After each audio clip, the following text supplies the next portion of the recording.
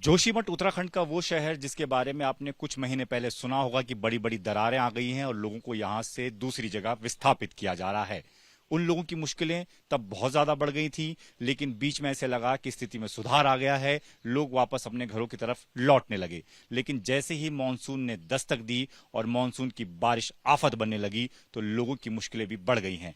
जोशीमठ में जिन घरों में दरारें थी वो दरारें अब और बड़ी हो गई हैं और जो लोग उन घरों में अभी भी रहने को मजबूर हैं उनके लिए किसी भी वक्त एक बड़ी आफत ये बारिश बन सकती है। वो कैसे, हम आपको अपनी इस रिपोर्ट में दिखाएंगे। पहले ये देखिए कि जोशीमठ में मैं हूं और यहां पर लगातार बारिश हो रही है। बारिश हल्की होती है, कभी तेज बारिश होती है और अलर्ट इस पूरे इलाके में है। चमोली में अलर्ट को इस तरीके से समझिए कि यहाँ स्कूल बंद है और स्कूल बंद होने का मतलब आप इस तरीके से समझिए कि ये बारिश जो है वो लगातार बढ़ती चली जा रही है, उसकी वजह से नुकसान भी बढ़ता जा रहा है। ऐसे में एक घर पे मैं मौजूद हूं जहां पर आपको ये रेड क्रॉस निशान नजर आएगा। ये इसलिए लगाया हुआ है क्योंकि इस घर में क्रैक्स आए थे और इसका सर्वे हुआ था और उसके बाद ये कहा गया था कि इस घर को पूरी तरह से खाली कर देना है। खाली करना यानी कि इस घर से के लोगों को दूसरी जगह शिफ्ट करना होगा और उसके बाद ये घर के लोग जो हैं वो किराए के मकान पर रहने के लिए चले गए। लेकिन आप देखिए कि अब जो स्थिति है, जिस तरीके से बारिश हुई है, पहले हल्के क्रैक्स थे, अब इनमें जो घर वालों का कहना है वो दरारें अब और बड़ी हो गई हैं।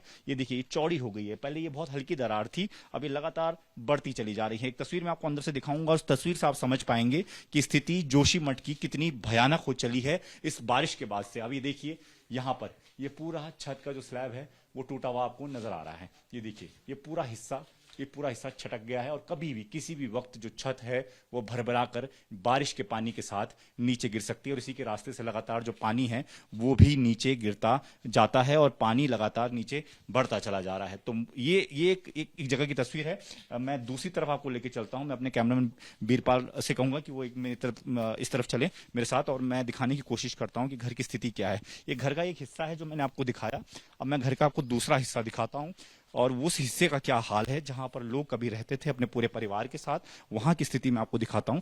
ये देखिए, ये घर के कमरे हैं। ये करीबन 5 से 6 कमरे इस मकान में बनाए गए हैं। काफी बड़ा मकान था और दरारें यहाँ पर ठीक करने की भी कोशिश की गई है। देखिए, यहाँ पर आपको नजर आएगा, इसको ठीक करने की कोशिश की गई है, पुट्टी लगाकर या सीमेंट लगाकर कोशिश की गई।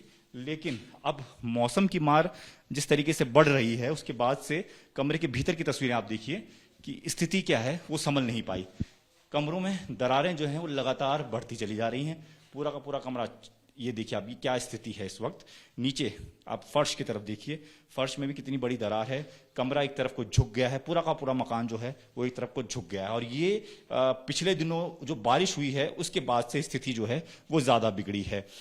मेरे साथ सुमित्रा रावत हैं जो कि इसी घर में रहती हैं, सालों से रह रही हैं। अपने बच्चों की शादी भी इन्होंने इस घर से की है। कई ऐसे मौके आए हैं इस घर में हंसी के और इतने अच्छे मौके इन्होंने यहाँ पर बिताए होंगे, उनको याद करके ये आज भी भावुक हो जाती हैं। इनसे पूछ लेते हैं कि अब क्या स्थिति है। सुमित्रा जी, आप कह रही थी कि मैंने तो बहुत कुछ इसी घर में। हाँ, बहुत कुछ करा इस घर में, बच्चों की शादी करी। अब तो ऐसे हाल हो रहे कि हमारे कहाँ जाएंगे, मकान नहीं, कुछ नहीं। हमको तो ये बहुत कम दिया है। हाँ, 25 दिए, 25 में क्या होगा, इतनी बड़ी मकान कहाँ जाएंगे हम। लड़का भी बेरोजगार है और पति भी बीमार ही रहते। घर की स्थिति ठीक नहीं है हमारी। किसके पास बोलना हमने, कोई भी हमारी मदद करने के लिए तैयार नहीं। हर कोई सोचता हम पर बोझ बन जाएंगे। कोई नहीं होता, रिश्तेदार है कोई भी है, कोई नहीं होता अपना। तो आप किराए के मकान पर रह रही हैं? अब हम किराए के मकान, तब तो सरकार ने बोला था पैसा देंगे किराए, तो कुछ भी नहीं देते। शुरू में तो दिया 1-2 महीना, फिर तब से बहुत मुश्किल होता है। फिर आदमी बीमार रहते, कभी देहरादून ले जाते, कभी गुपेश्वर।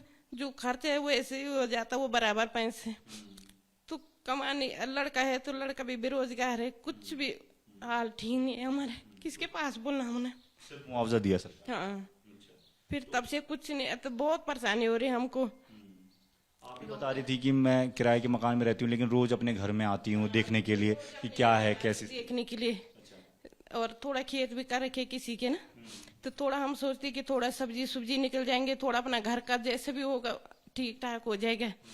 तो यहाँ तो बहुत अच्छा था पहले अपने घर में, अब तो बिल्कुल भी अच्छा नहीं है। वो तो अब किसके पास बोलना, वो तो मजबूरी है। फिर चलो आदमी की तबीयत ठीक रहती तो कोई बात नहीं, आदमी भी ठीक नहीं रहते, बीमार ही रहते, और लड़का भी बेरोजगार है। डर नहीं लगता? आप यहाँ रोज सुबह आती हैं, घर के अंदर रहती हैं, कभी भी गिर जाए? मकान देख के थोड़ा आराम मिलता मेरे को, अपना तो अपना ही होता जैसा भी है। नहीं थी, लेकिन ये कभी भी गिर सकता है, कभी भी उसका डर नहीं रहता? लगता है डर भी, क्या करना, रात को तो हम नहीं रहते, लोग तो अपने मकानों में आ गए, हम भी सोच रहे थे आ जाएंगे हम भी, तो ऐसा लगता है कि कभी टूट जाए कभी दब जाएंगे, दो ये हैं हम यहाँ, इस वजह से नहीं आते हम इधर। रात में नहीं आते? ना रात को नहीं, दोपहर में एक चक्कर डेली आते में देखने कि मकान कैसी वो गिर गई, क्या है क्या नहीं है, इसलिए रोज आते। वो तो अच्छा हुआ कि लड़कियों की शादी हो गई टाइम पर, तो उनके ससुराल वाले बहुत अच्छे हैं बेचारे, डेली फोन करते हो, पूछते हम कैसे हैं क्या है, डेली पूछते, भाई उन्हीं का सारा है थोड़ा, नहीं तो किसी के भी ऐसे नहीं है हमको कि किसी के पास बोलते हम वो लोग सोच देगी हमारे पर बोझ बन जाएंगे, कोई किसी की मदद नहीं करता। अब देख दिया हम उन्हें अच्छा बुरा ना टाइम, जब हमारे पास खूब रहते थे लोग हमारे पास, अब हमारे पास कुछ नहीं है तो कोई नहीं आता हमारे पास पूछना। सरकार के प्रशासन के लोग अभी भी आपसे मिलते हैं, आपके पास स्थिति पूछते हैं? नहीं नहीं, बिल्कुल नहीं पूछते, नहीं, जिसके पास ज्यादा है उसी को देते भैया हर चीज ना, हम लोगों को कुछ नहीं, जिसके पास ज्यादा है उसी को ज्यादा देते, देगे हमने ना जो बोलने चालने वाले हैं, हम लोगों को तो कुछ भी नहीं। हाँ, तो ये सुमित्रा रावत हैं जो ये बता रही, इन्होंने अपनी 2 बेटियों की शादी इसी मकान से की है, तो समझिए कि कितना लगाव और कितने इनकी इस यादें इस घर से जुड़ी होंगी। और इन तस्वीरों के साथ मैं आपको ये दिखाने की कोशिश कर रहा हूं कि इन दरारों के बावजूद, इस खतरनाक स्थिति के बावजूद सुमित्रा जो हैं वो रोज अपने घर आती हैं इसको देखने के लिए, इसकी स्थिति को देखने के लिए कि यहाँ पर क्या स्थिति है। दिन भर वो यहाँ पर रहती हैं, कुछ खेती भी उन्होंने सामने की थी वो भी, उसको भी देखती हैं। और यही वजह है कि लोग जो हैं वो अपने घरों को छोड़ नहीं पा रहे हैं। लोगों का कहना है कि ये मकान जो है वो खून पसीने की कमाई से तैयार किया था, कई साल लग गए इनको तैयार करने में, और अब ये स्थिति हो गई है। ऐसे में बारिश जब अब ज़्यादा बढ़ गई है तो इसके बाद से डर इस बात का भी लग रहा है कि ये मकान जो है वो कभी भी ढह सकता है। ये बारिश के बाद से आपको लग रहा है कि स्थिति और खतरनाक हो गई? हाँ होगी, ये पूरे देखो हमने पूरे 2-3 बार कर दिए, ठीक करने की कोशिश की। हाँ ठीक करने की, फिर भी वो दरारें बढ़ रही रही, तो अब हाँ पानी आया तो इसलिए हमने छोड़ दिया अब यहाँ से। हाँ, तो ये कोशिश की गई है, देखो आप, मैं को दिखाने की कोशिश करता हूँ, देखो सीमेंट लगा के इन्होंने इसको जोड़ने की कोशिश भी की है, लेकिन अब स्थिति ऐसी है कि लगातार बारिश बढ़ गई है और बारिश बढ़ने के बाद से ये दीवारें फिर से एक बार दरकनी शुरू हो गई हैं, तो कभी भी मकान जो है वो भरभरा कर गिर सकता है। और अपने खून पसीने से तैयार किए गए मकान को गिरता हुआ कोई नहीं देख सकता। यही वजह है कि वो लगातार कोशिश में हैं कि किसी तरीके से मकान बच जाए, कोशिश यही रहती है। यही वजह है कि रोज सुबह यहाँ रहते हैं, हालांकि डर के मारे रात के वक्त यहाँ रहना बहुत ज़्यादा मुश्किल है, इसलिए ये लोग यहाँ से किसी और जगह किराए के मकान पर रहने को मजबूर हैं। कैमरामैन वीरपाल रावत के साथ दीपक सिंह रावत, एबीपी न्यूज़, जोशीमठ।